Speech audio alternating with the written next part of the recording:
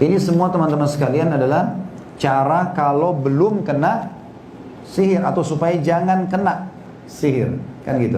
Jadi ini harus dipahami ya. Sekarang kalau sudah terlanjur kena, bagaimana caranya? Maka harus terapi ruqyah yang rutin terapi ruqyah. Dan sekarang kita insya Allah akan praktekkan cara ruqyah itu.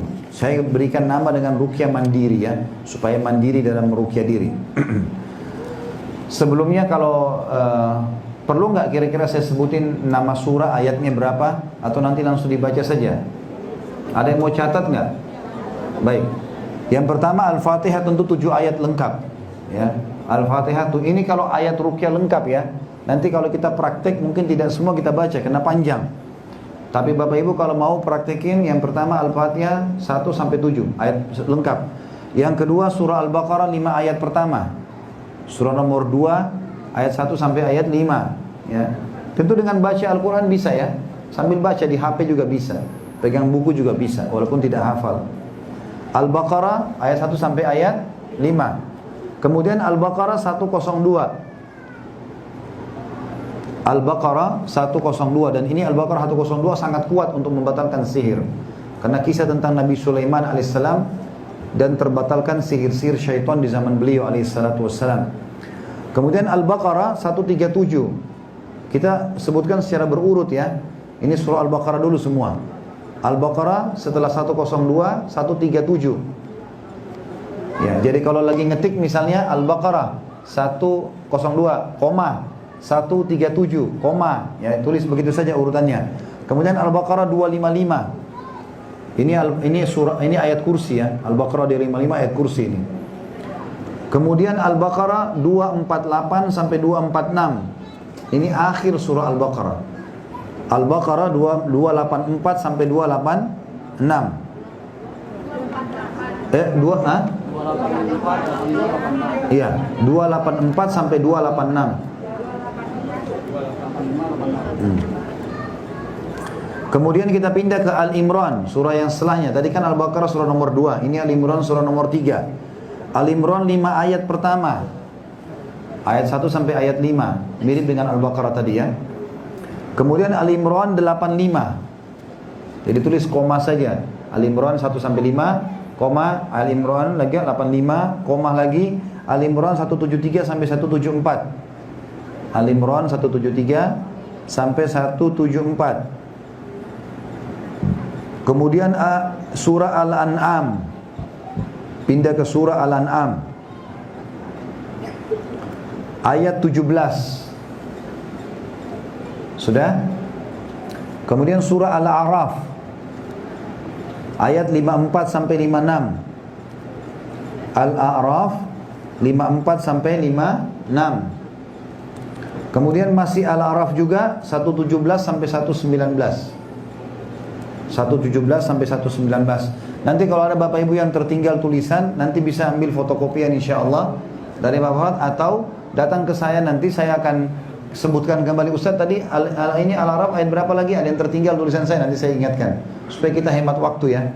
Karena kalau saya ulang-ulangi terlalu lama. Al-A'raf 117 sampai 119. Kemudian surah Yunus.